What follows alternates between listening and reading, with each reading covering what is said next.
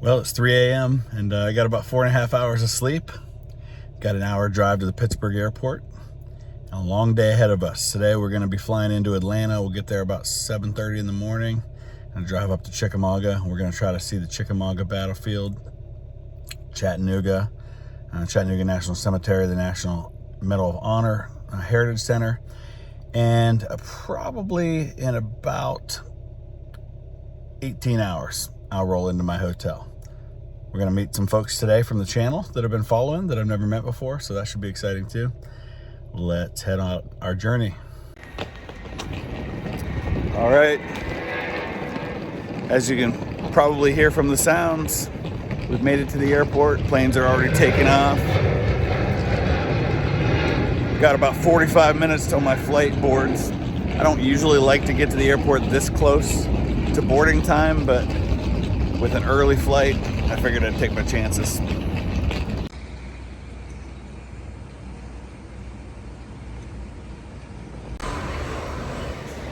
Well, one of the things a lot of people don't know about the Pittsburgh airport is we have this alternate security checkpoint, and it's open to anybody, but it's upstairs from the regular one. It's almost always got a shorter line. So the one downstairs, the main one's got about a 10-minute wait. This one's got a 3-minute wait. We're gonna make the extra walk to that one.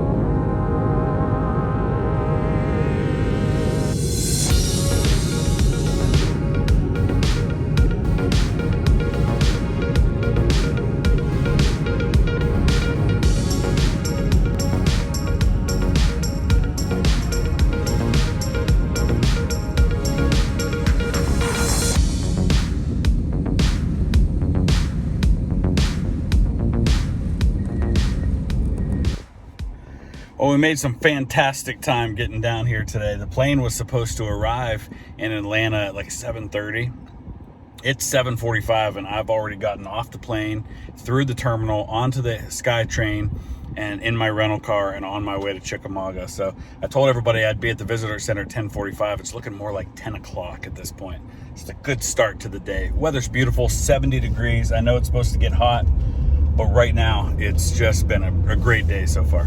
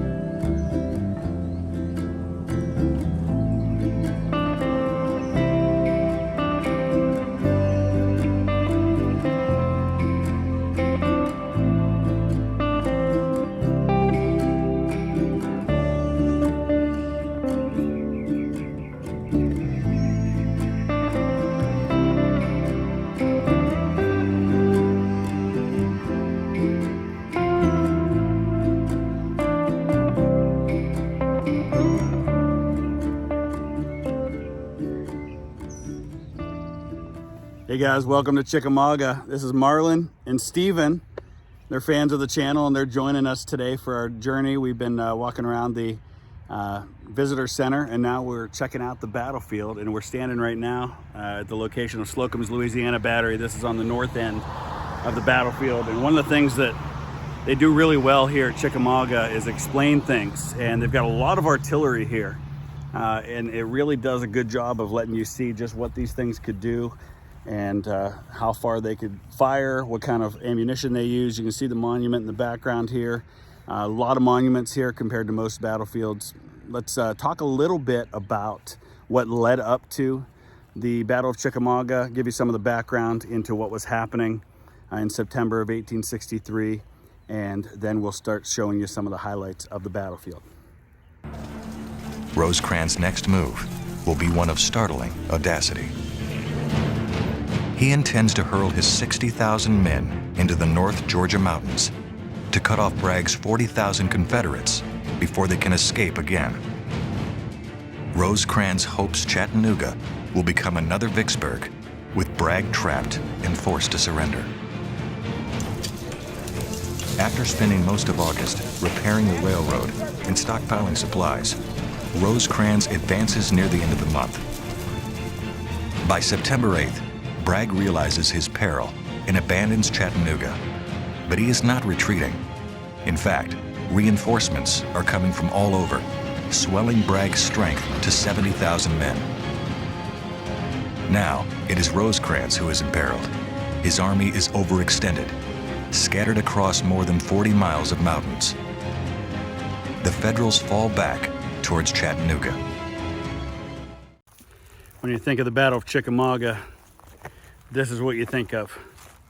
Dense woods everywhere. Can't see a thing.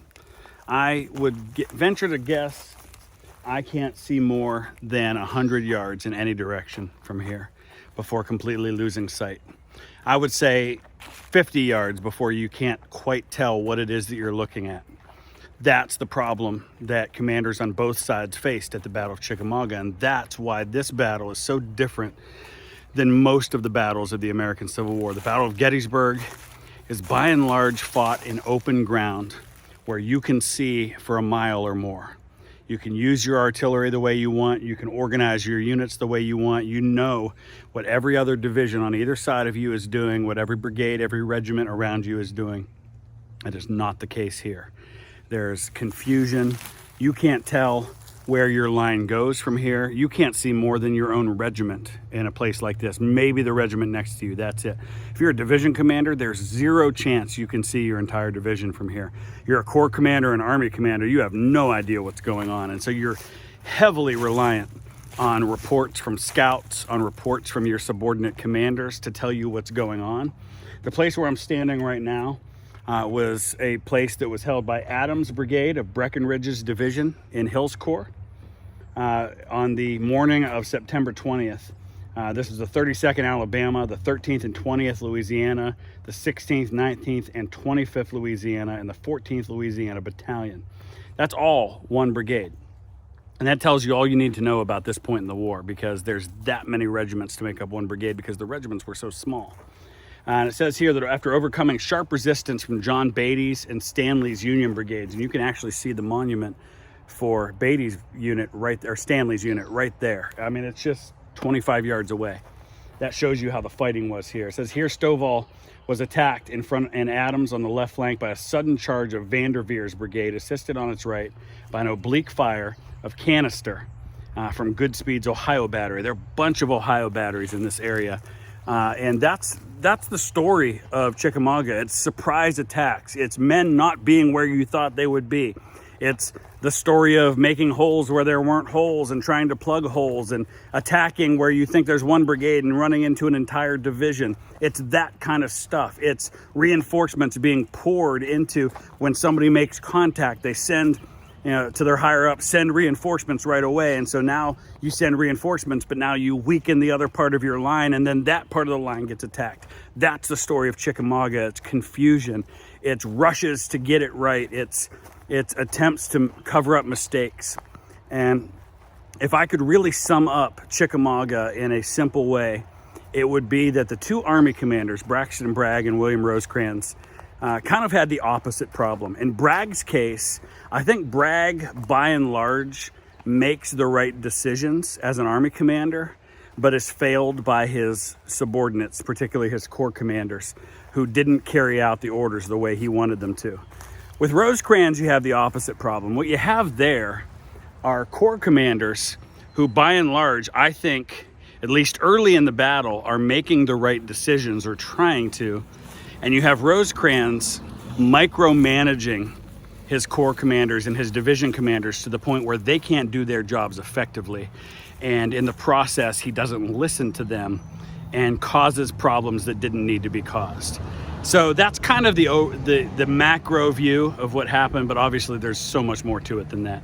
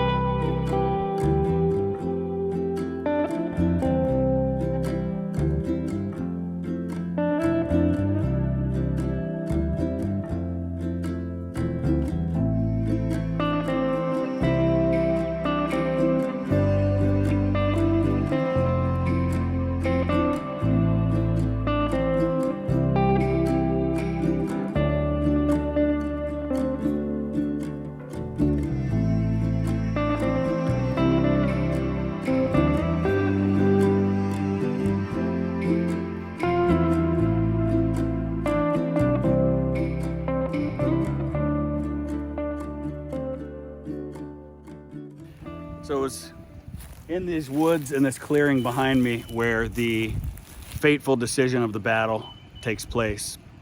On the morning of September 20th, General Rosecrans decided that he thought there was a gap in the Union lines. And so he issued orders to General Wood for his division to pull out of this location right here, facing toward the east, and to redeploy about a quarter mile further to the north where he thought the gap was in the line. And that's just one of the logistical issues that you have on this battlefield, because you just can't see more than 100 or 200 yards in any direction. Unfortunately, just as Wood pulled his division out, and Wood knew there was no gap. Wood knew there was no gap, and he even said something to Rosecrans about it, but he didn't press the issue when he should have. And so he pulled out, and just as he pulled out, General Longstreet's corps attacked 5 rows deep right into this gap. It could not have been a worse situation for the Union. The timing was just incredibly bad, and it turned into the decisive moment of the battle.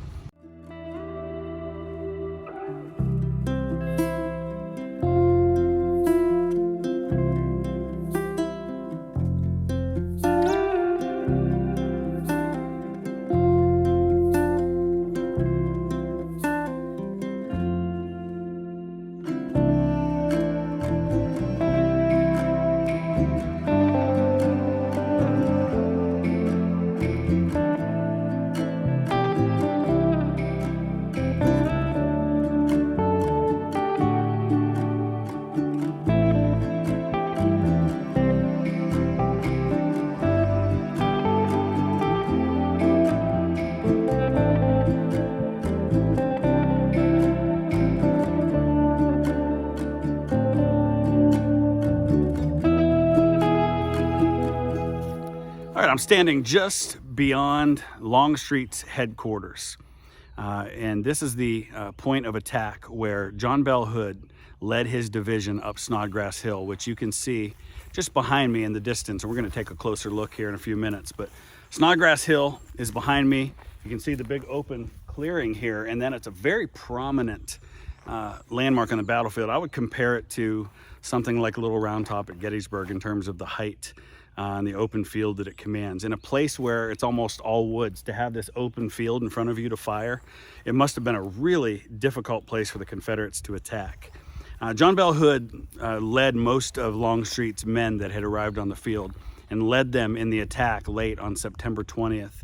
In the final action of the battle, they exploited the gap left by Wood's division. They pushed through to the west and then attacked up Snodgrass Hill. It was near where I'm standing that the Angel of Marie's Heights, Richard Kirkland, was killed while fighting with the 2nd South Carolina. It was not far behind here where my ancestor, John Birchfield, fought with the 5th Kentucky Mounted Infantry Confederate. And it was also very near to here that John Bell Hood had his right femur shattered. Was severely wounded, had to have his leg amputated just a few inches below the hip. And remember, this is just a couple of months after he was gravely wounded in the arm at Gettysburg. And so back to back, he loses use of an arm, he loses his right leg, and he has to go and recover. And on Longstreet's recommendation, because of Hood's bravery here, he was promoted to Lieutenant General to date September 20th, 1863, because of his actions here at Chickamauga.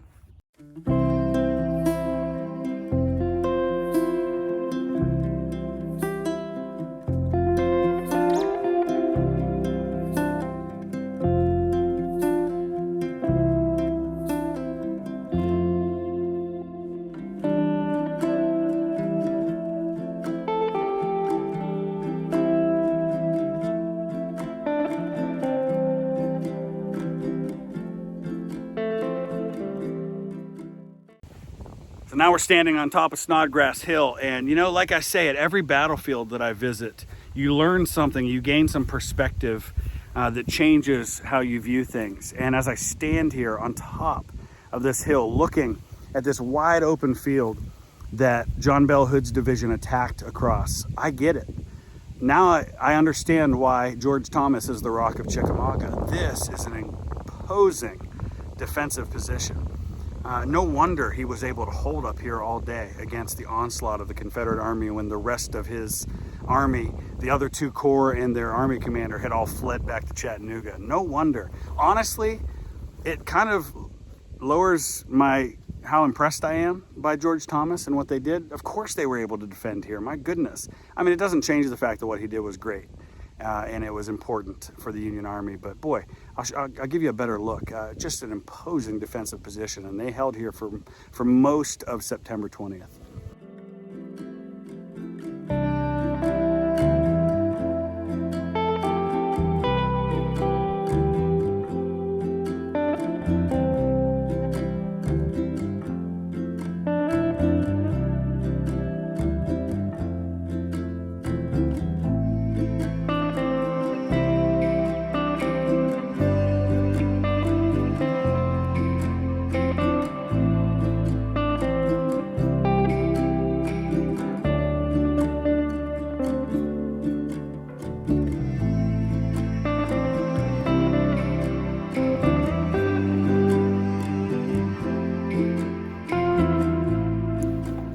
Behind me is the Snodgrass house. It's very small, and I'll let you take a closer look in a minute. A family of 9 lived in that house. As the Union held this position for most of the battle, it was used by the Union as a field hospital. Couldn't have fit very many men inside. After the battle, it was used by the Confederates as a field hospital. I'm standing now on top of Snodgrass Hill, which gets its name, of course, from the family who lived here.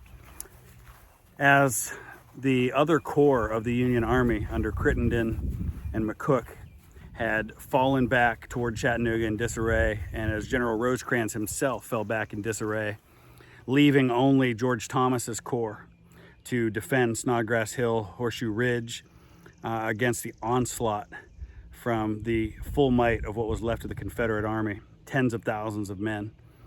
Some places, like this ridge here, were held by single regiments with a battery of artillery against multiple brigades attacking up the hill.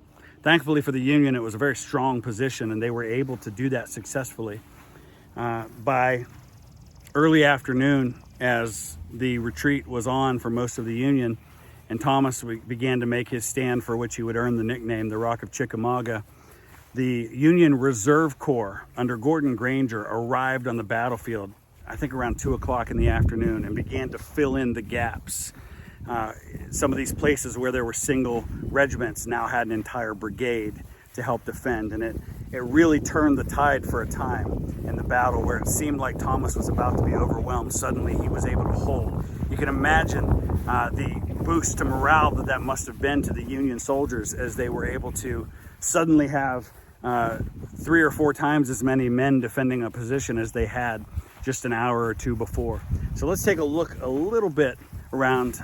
This is kind of the back, the northwest of the summit of Snodgrass Hill where we were just a few minutes ago.